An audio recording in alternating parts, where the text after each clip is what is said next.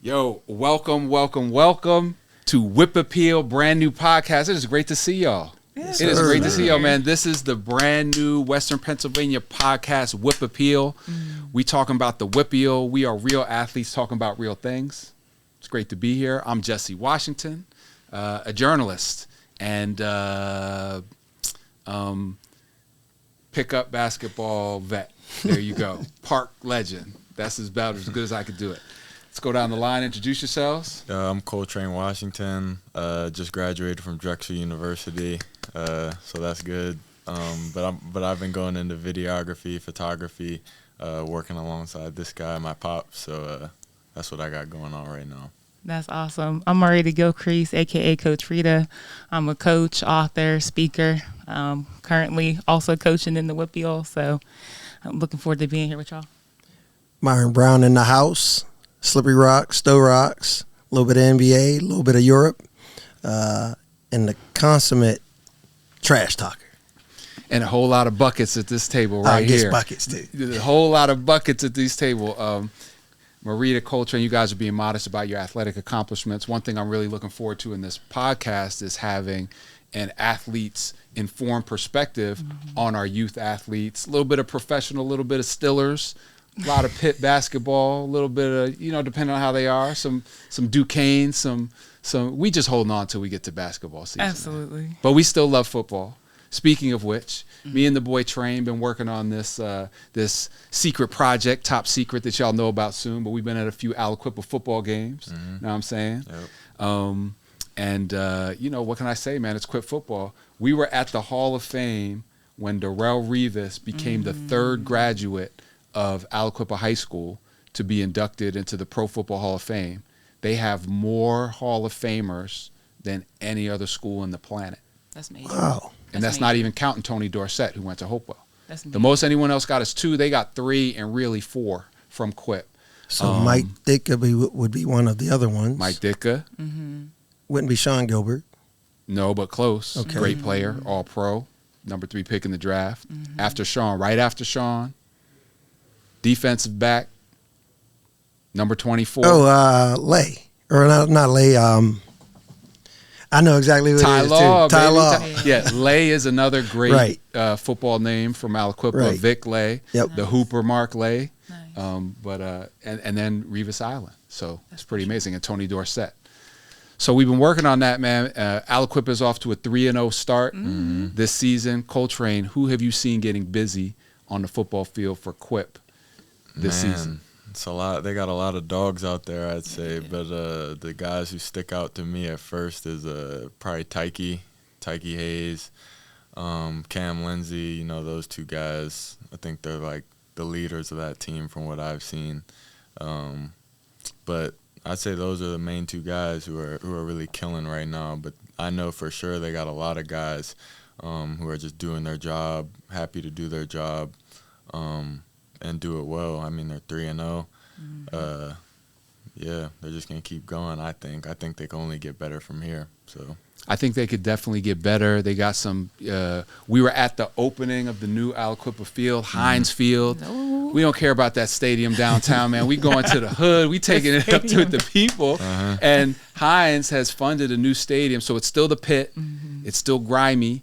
Is it nice like that? It's brand new. Nice. It's beautiful. It's beautiful. And they deserve it. And Yeah, they they deserve do. it. They do. So Yeah, they shout do. to Heinz, man, for stepping up for the community. Shout to Coach Mike Warfield for, developing the relationship with them. And it was a great thing to see. If you get a chance to go, people out there to go see a game there, it's a great experience. I agree with your assessment. Cam Lindsey signed to Pitt, linebacker number 11. Tyke Hayes got offers from everybody, every school. Running back committing soon too. Ooh. I think the 25th. I heard it here first. first. Okay. Yep. Nice. That's so we need some drops. It's just a That's factory old down news, there. though. It's been out. Okay. That's old news. It's on those interwebs? Okay. He announced it, I think, 2 days ago. That will be committing the 25th. Okay. The fact that old news is 2 days ago, I love it. I know, right? love it. Right. Yeah. Speed of Yeah, news. man, the news moves fast, man. I used to work at the newspaper. You had to wait till tomorrow morning to read about it. Now, I'm Instant. old and slow. Instantaneous. I'm old and slow. But yeah, man, Quip is doing it. We're going to try to talk some football and keep track of the outstanding athletes here on the WIP Appeal podcast. I really like it to keep the focus on the players. I think a lot of times in the media, the traditional media, the legacy media, whatever you want to call it, the focus is on like the school or the coach, who all deserve credit. But there's no game without the ball. Gotta have the players. So we trying to get to that. Marita, you been to some games? Who you seen this I fall? did. So I got a chance to pull up out Penn Hills, see them take on Moon. They came up a little bit short after a 74-yard return. So that was a little bit of a heartbreaker because they struggled offensively to get going. So they were up 13-7, so then to give that one up was a little bit painful. But always the atmosphere is out there amazing. They look good. They had their new uniforms on. You can just tell the team culture is really strong there. So look forward to seeing them again later in the year. Who do you like? Who's looking good over there as a player? I mean, I'm biased, so I know number 9, Martell Palmer. He's a junior over there. Number 4, I can't remember his name right now, but he gets a lot of touches, a lot of carries. He can really shoot any gap. So those would be my 2 picks. I got to find his name. That's what's up. Speaking of number 9, I got to give a shout to number 9 from Aliquippa, Brandon Banks, who is committed to play football at my alma mater, Yale University. Okay. A lot of people will go with the stereotypes and not put Aliquippa and Yale University in the same sentence. All that stops with number 9, Brandon Banks. Nice. Go to New Haven. So big up to the community that uplifted him to get to that point too. You know what I'm saying? So yeah, man. Football. It's football season. Stillers. Myron. What's the Steelers deal? are struggling. That's all I can say. They're struggling. And for me, the problem is truly on the offensive side of the ball. Defense is doing halfway decent, actually pretty good. And they got a good rep going into the season. But for me, Kenny Pickett's got to do better. And I think that's falling in hand with the offensive coordinator, Canada has to do better. And if 2 of them can't get it done, the Steelers are going to struggle offensively all season. They've been saying Canada got to get better since he's been here. Right. I mean, come on. Really, you got all these weapons, so to speak. You got Najee. You got the receiving crew with Pickens. You got Johnson. I think he's hurt right now. But it's still they're running the same old plays. For me, you got to get a little more creative and at least utilize those weapons. The weapons to me seem a little less potent than they have been in the past. Maybe. I mean, you coming from, you had Le'Veon, you had AB, you had Ben, and now, you don't. Do they really have the talent on offense to compete at a high level? From what I'm hearing and seeing, Pickens is really a player. He's a guy that you got to get him the ball. You can't get him the ball 4 times in a game. Your go-to guy has to get the ball 10 to 15 times minimum. However you got to get the ball in his hands, he really has to get it. Whether you're handing it to him or throwing it to him, he got to get the ball. Train, you were at the Monday Night Football game, right? I was. What was that like? It was, man. It was a experience to say the least. I forgot how crazy of an atmosphere those games are. NFL football games. Honestly, it doesn't really matter where you're at, but I know specifically the Steelers games, those, man, Steelers, they go hard. The Yinzers go hard for the Steelers, man. There was a lot of Browns fans out there for sure, and there were some discussions back and forth, some animosity between the two. So people, I know the Pittsburgh folks, they don't play about their Steelers, so. It was an atmosphere, to say the least. Can we rebrand this all arguments as discussions from here on out? Yeah. All trash talk? Yeah. All right, cool. There was some discussions. There was some discussions. Some conversation. Right. It only escalates when you lay hands. Then it was a disagreement. Right. I like it. A situation. Like it. Yeah. A situation. I like it. Train, what on the real though, what was the let out like? After the game, the post game scene with the dub in hand. What was the let out like? Man. Was there perhaps, I'm your dad. You're grown. You can go where you want. Was there a Carson Street expedition in the let out? I was trying to go home. It was late, man. It was about the game took a while. There was a lot of delays, couple challenges in the game. I remember. So I don't. It was definitely past 12, I think, when I got out of the stadium. So I was tired. I was tired, so I was trying to go home, man. Not with the tomfoolery. Not on that night. A city full of drunk fans, man. Get me out of there. Trina, you a Steelers I'm fan? trying to go home. I don't really watch football like that, but by affiliation, I'm a Steelers fan. All right. I'll root for the Steelers. All right, I was just Are you? curious. I would say that I am, yes. Okay. I would say that I am. Even though one of your many hats is helping run the Aaron Donald Foundation, who plays for across the country. Absolutely. So I'm gonna stick beside the Rams as well. So He's from now I Pittsburgh, gotta yeah. absolutely. So now I got my born and raised black and gold roots, and then I have the West Coast tuning into the NFC, and obviously a great guy to root for over there. So Can you tell us some of the activities in the community that the Aaron Donald Foundation is about? absolutely. So we really believe that sports is the avenue to, again, just empower our young people, their communities. We do that through two different ways. We have our Prep Forward program, which you'll hear me speak about our student athletes. That's specifically for black student athletes and helping them prepare for post-secondary education, right? We know that student athletes will get to college, especially our black males, and they may not be prepared and one don't thrive. So we make sure that that's not happening any longer. And we also engage and work with their families, make sure we're doing that skill development, that mentorship, making sure those grades are looking how they need to look. So when opportunities do come around, they're able to capitalize. So that's the Prep Forward program. We also have our community engagement program, which is all the things you might expect from a pro athlete. Our skills camp every year, that's free of charge. We have our Mental Flex Forum, which is super unique, talk about mental health with our student athletes. And then we just opened a food pantry over at Penn Hill. So through the organization, we've been able to touch thousands of kids at this point. That's amazing, man. Nice. Shout to Aaron Donald for Airdrop. Name drop. If somebody wants to connect with somebody from the community wants to connect with your foundation, where do they find y'all? You could go to ad99.org. There's a contact button on there. You could also just reach out to me via email. So it's marita@ad99.org. Or if you got some big dog stuff to talk about, you call our executive director, Akita, at ad99.org. That's what's up. Nice. Yes, indeed. Okay, cool. So coming up, there was some talk on the interwebs recently where Steph Curry was doing an interview and somebody asked him, "Are you the greatest point guard of all time?" And I think that whenever, as a player, if you're asked that, you have to say yes, and which he did, and he's got an argument for. And then what was the other name in that conversation, Trey?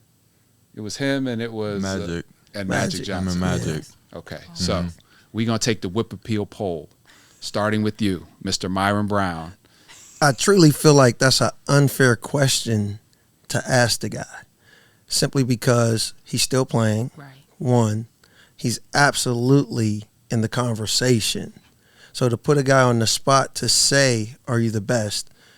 It almost makes it like he's not humble by having to say, "Yes, I'm the best." Because if you go out there and you're doing something and you truly believe you're the best, you're going to say, "I'm the best" when they're asked that question. So, but if you look at overall career, you can't say he's the best yet. He has the potential to be the best.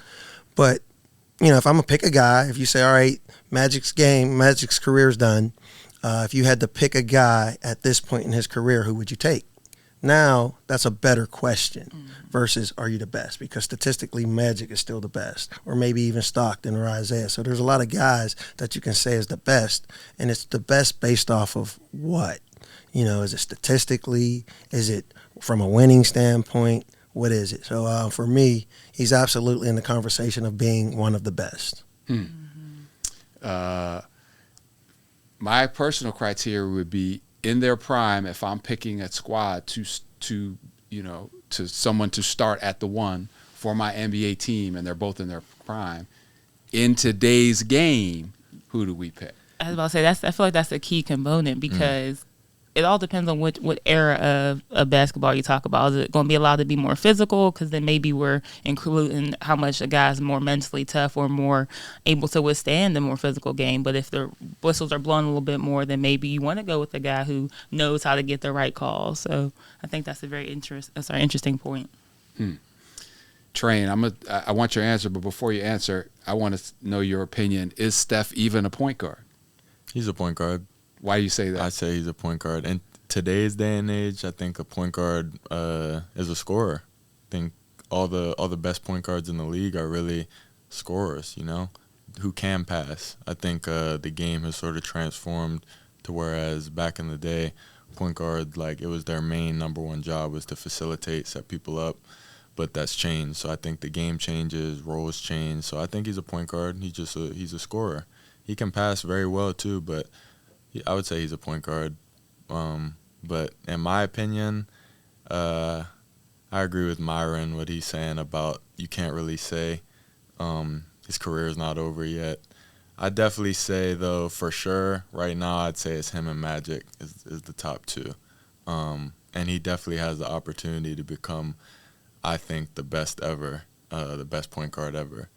I think he still has maybe like another championship, another finals MVP. I mean, from what I've seen, like, I know he's worked on his body a lot to where he's it's just different now with him. Like, you used to be able to bully him, or like you can't really bully Steph around. Right. Whereas in the past you could. So, and I mean, your jump shot doesn't get old. So he's always gonna have that. Your jumper never gets old.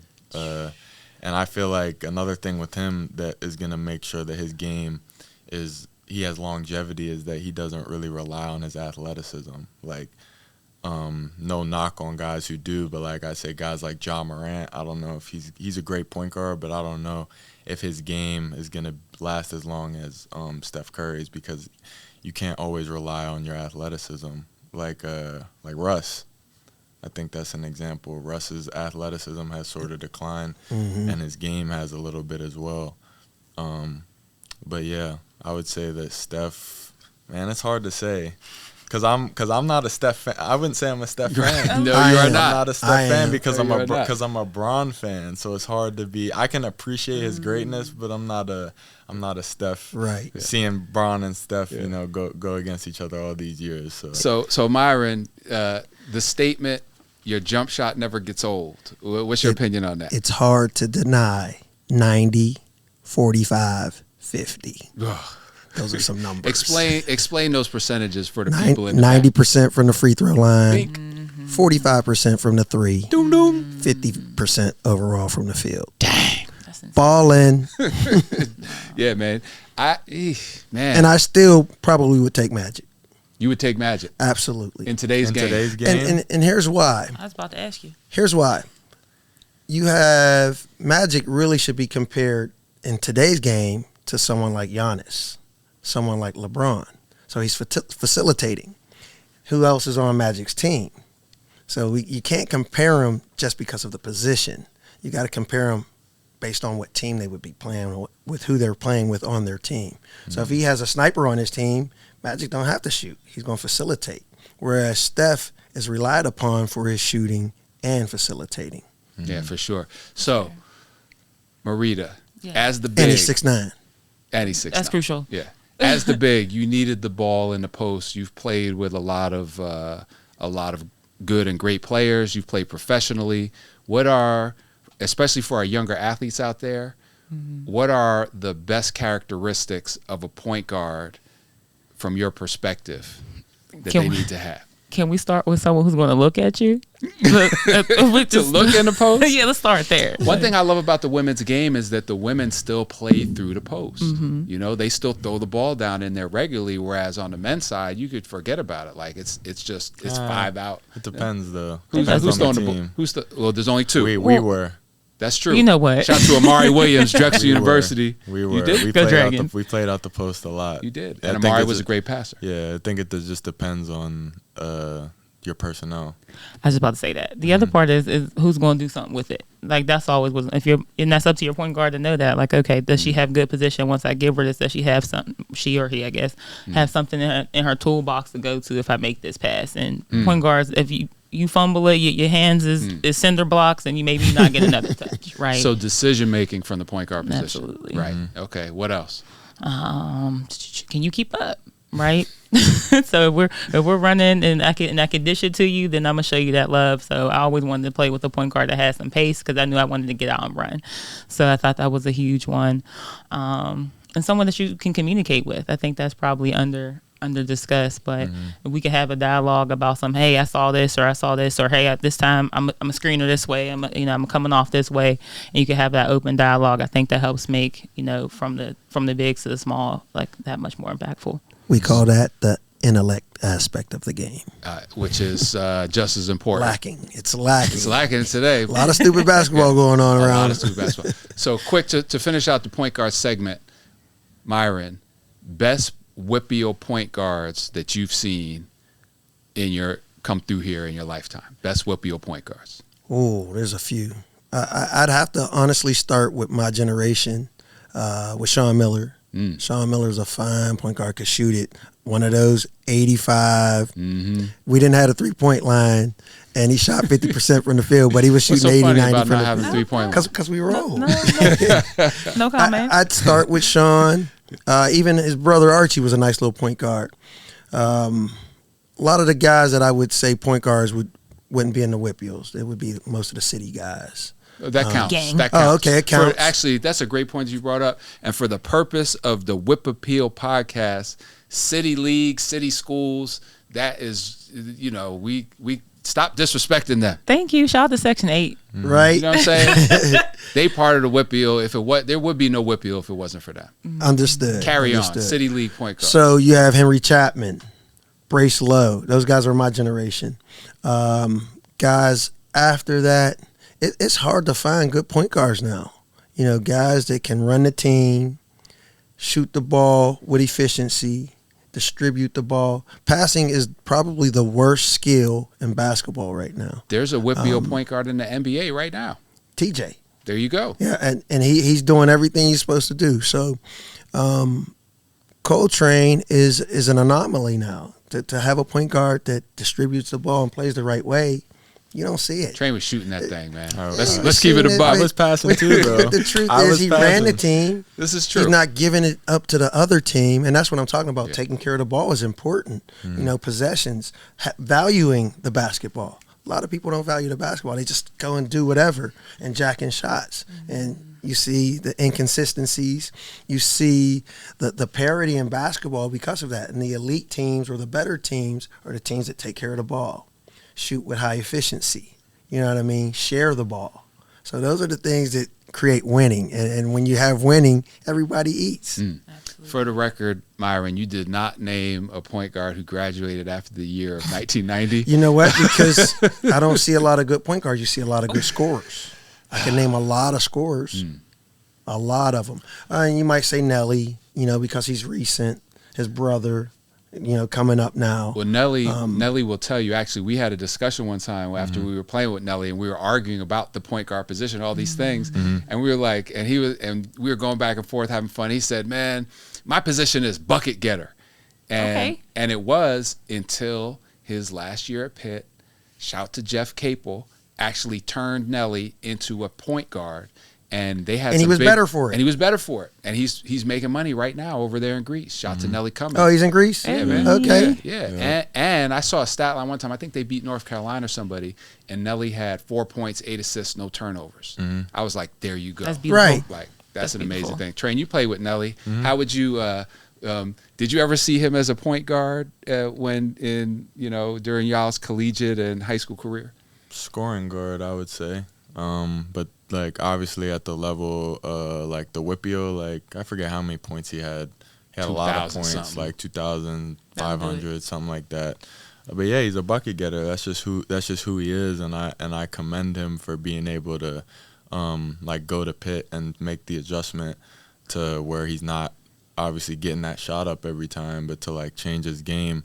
And Pitt they had a great season last year. From what I can remember, they had a great season. Yeah, went to the tournament. And I know Nelly was a big part of that. But I know that there were a couple games I watched where like he had to go get some buckets, and he did. And I think it surprised people who weren't familiar with his game. But I wasn't surprised because that's just him, a couple hezzy threes, couple.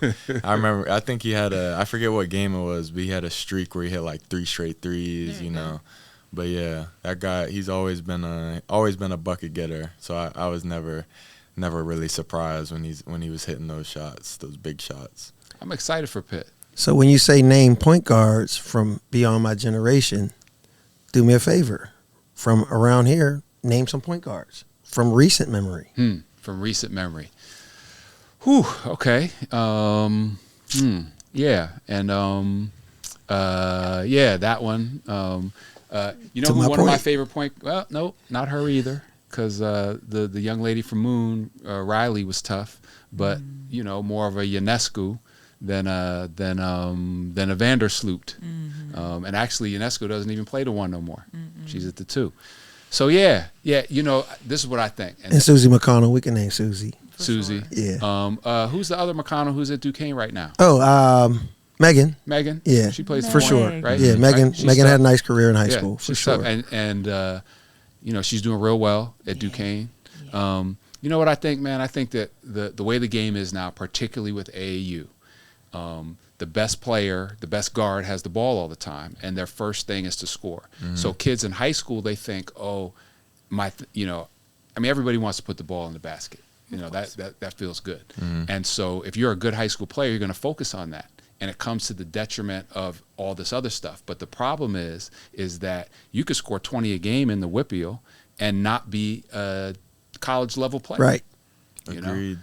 And so people. So I've seen a lot of people who had the potential to play in college at the Division III, II, or even I level, but just said, "Oh, I'm going to be a scorer."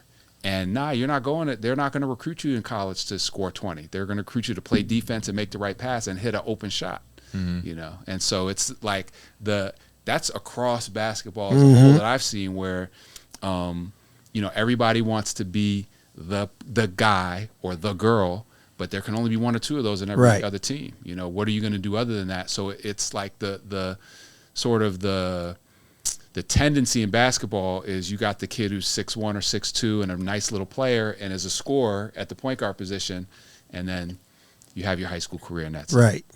And what you see a lot now truly is your best player ends up becoming the point whatever position, that's point forward, the point guard. Yeah. You know, so like where you say he's a scoring guard, well, he's truly by build a point guard, but because we don't have no one else to handle the ball, he's the point guard, you know, based on just position. Or you don't trust anyone else's decision making once you give it to him. So if I could trust your decision making as a point guard, then you won't have to be the point guard because anyone else out there is going to start looking a little sketchy. Right. It's really wild even. So, Train, you played with, you could tell we love basketball. We didn't make it we're going to run with it. You know, so, Train, you played with a terrific point guard by the name of Cam Winter, all-league player. First team all CAA conference, went to play his 5th year at Penn State, and then played off the ball. They gave the ball to their best player and played effectively off the ball. Right. You know? So were you surprised when Cam went over there and was not, quote unquote, the point guard? In a way, yeah. Just because that was all I knew. His game was just point guard, ball in the hand. He could score. He could facilitate.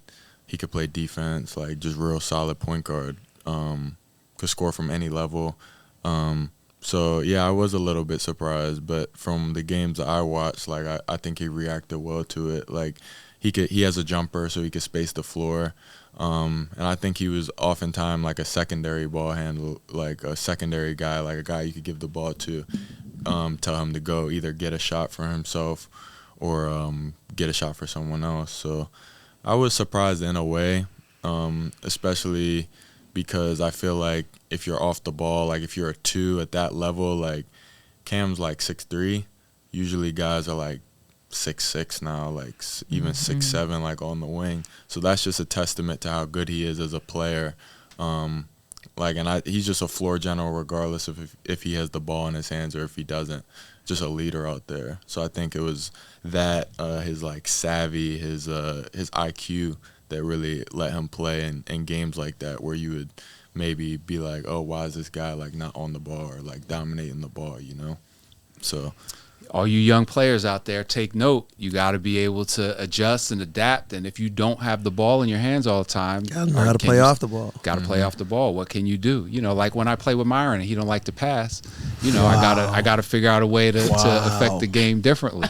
You know, that's just how it goes. I'm humble like that. So one of the things that we've been talking about is just and you know, you were a little late to the party, but now we got all this NIL, and there's WIPio high school players, at least one that I know of, Brandon Cummings, who's got an NIL deal. Now, I don't know if, you know, money or whatever. Right. Shout to Rel Academy. Anything. Yeah, man. You know, who's signed him and whatnot. Right.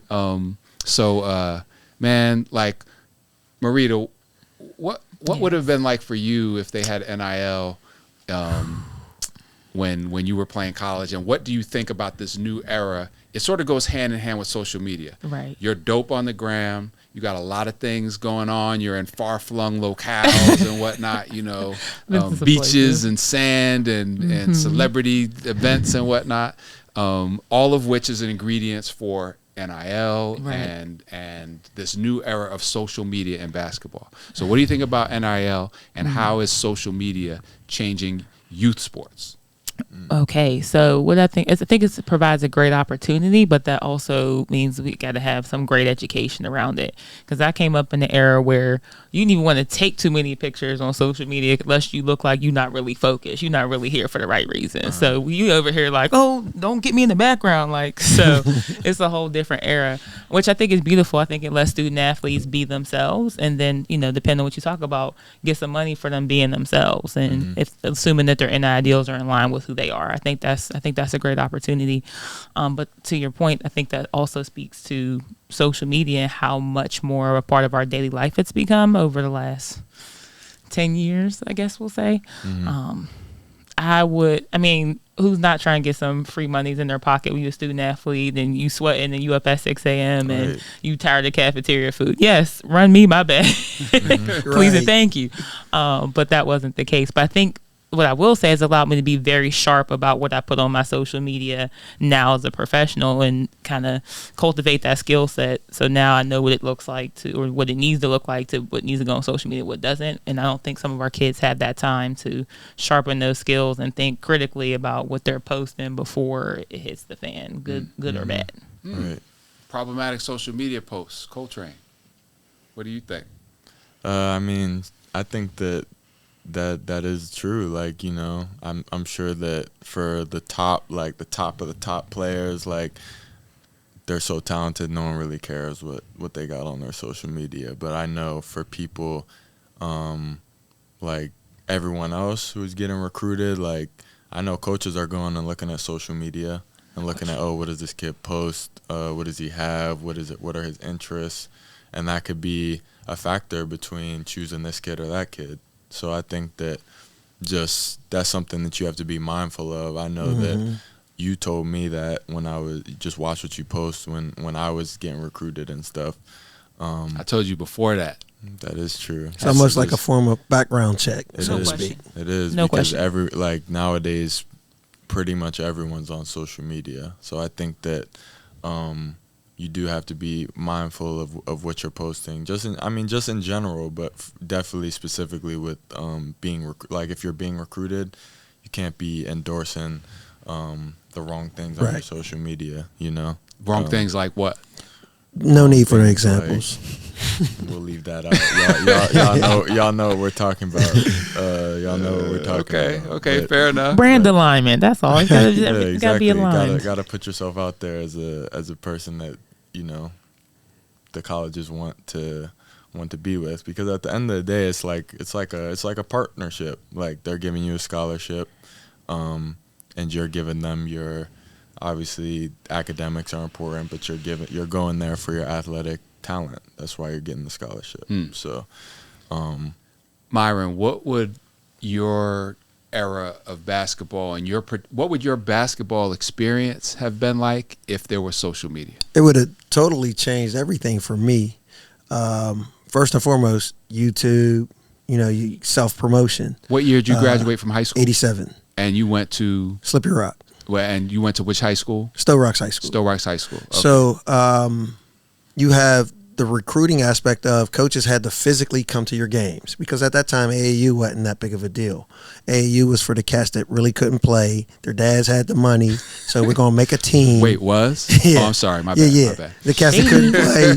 You know what I mean? You didn't get to play during the real hoop season, and we got a team, and you're on it.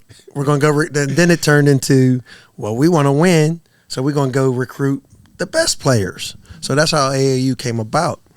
But for me, if I had those resources, the coach wouldn't have had to come to the game. My game could have been sent to him immediately after the game digitally. So those things changed the game. Mm-hmm. Then you want to talk about name, image, likeness. That should have been, that should have happened 40 years ago. Long overdue. Simply because if you take your everyday student, if he's an artist, he can create art and sell it without any issue.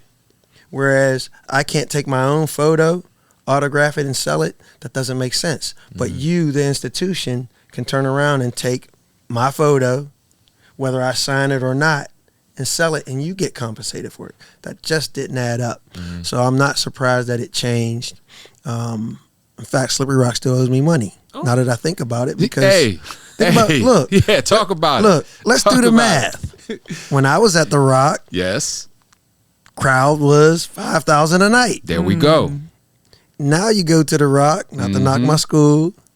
There's only 1,000 in there at the gym. So the difference is 4,000 people in the seats. You could do the math. Compensated. That's right. Reparations. Reparations. Where my man's reparations at? Oh my Just gosh. a couple. Oh my God. So for all the violations, were games where they'll wipe the game or something where dudes were getting money, like should they get that back now? You know what I'm talking about? Yes, that's a great point. Yeah, they take him, like Reggie Bush is trying to forfeited games. Yeah, Reggie Bush is suing the NCAA. Right. Games being forfeited. Nah, it's like they're letting all the weed is legal now. So when they lock you up, the guys, wipe that record clean and all that kind of stuff. Right. Yeah, expunged is the word. There we go. The vocabulary. You learn that word at Slippery Rock. I'm smarter than you look.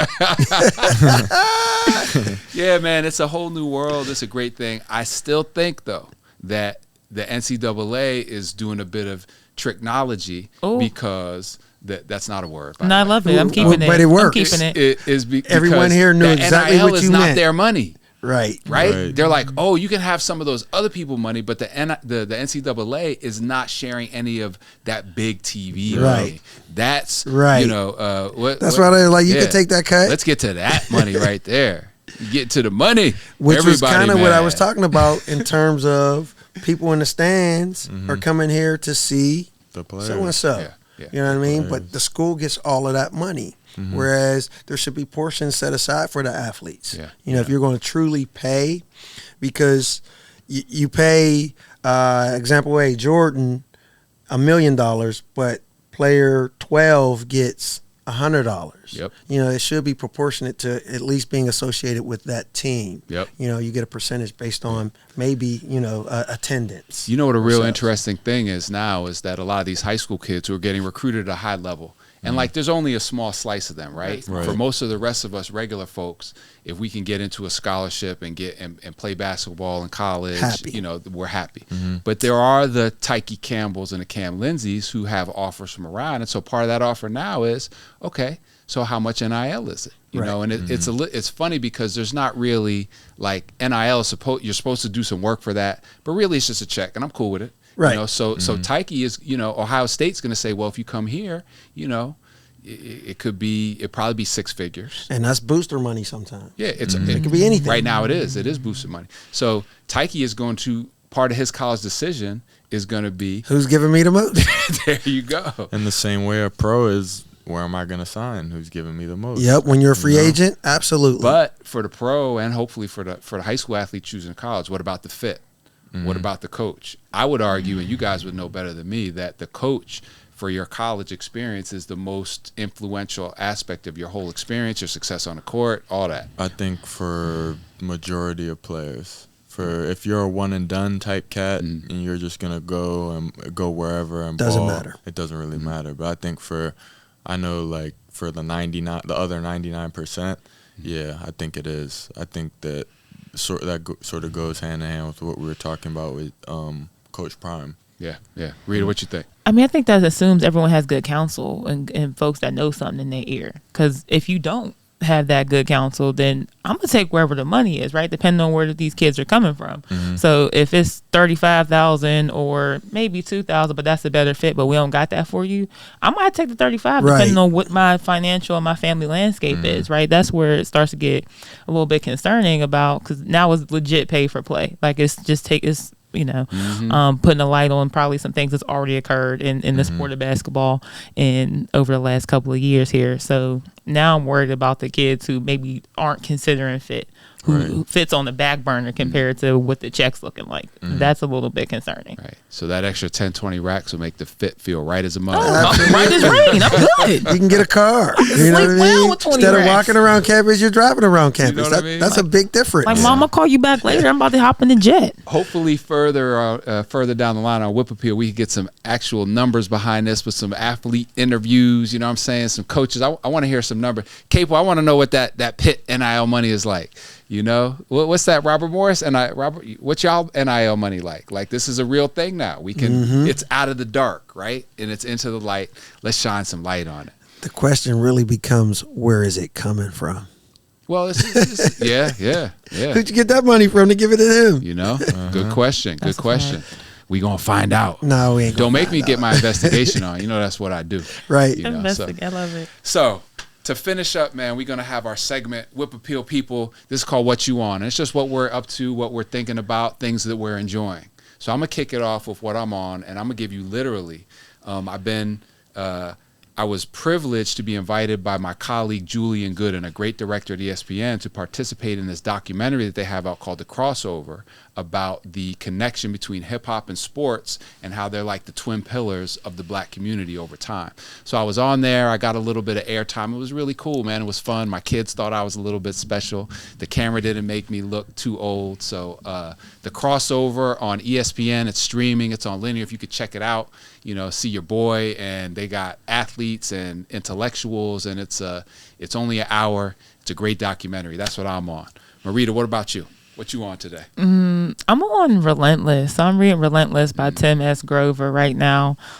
We're big readers, and what I love is, again, just that mentality. But what does it take to be great? I know a lot of folks want to shortcut the process. And in the book particularly, it talks about how, sometimes you got to sacrifice. What does it look like to be relentless for you? So I'm looking forward to incorporating that into practice this upcoming season. Relentless. I like that. Train, what about you? What you on? Man, what am I on? I'm chilling, man. Just chilling. I'm enjoying my relaxed time, sort of decompressing after a college career, just catching up with family, catching up with friends, because, don't really get to be around them a lot with basketball and stuff and going to school. I rarely got to see family or friends. But yeah, I just been chilling, catching up on lost time, relaxing, watching a lot of sports. Been learning how to edit. I'll be editing this, and just I've been making videos for some of the Aliquippa kids. So learning the camera, learning the software. That's pretty much what I've been on. That's dope, man. And it's good having you back home, man. It was a long 5 years. We enjoyed watching you play and compete. We enjoyed not having any tuition bills coming to the house. Amen. Good looking out, son. Amen. Good looking out. But it's really nice having you back, man. Thank you. So Appreciate welcome. it. Myron, what you on, man? Bring us I'm home. on this podcast. You know what? Yeah. We got a nice crew here, man. This is nice. I'm feeling it totally. I'm glad you put it together. I'm glad I asked you to do a podcast, and I say that sincerely. It's a good thing, and I think we can reach some people and at least put some spotlight on some youngsters. We have a platform that we can share our stories. It's really cool. Outside of that, I'm always on trying to be a hooper at 53, 4. I don't even know what I am. In golf. And then the rest is, enjoying the grandkids and the family. So it's all good. That's amazing, man. I'm with Train. I'm chilling. Chilling, man. Yeah, man, we're blessed to be here. We're Yep. blessed to have the experience that we've had, man. I feel blessed to be having this conversation with y'all. I really appreciate it. You know, episode 1 in the books.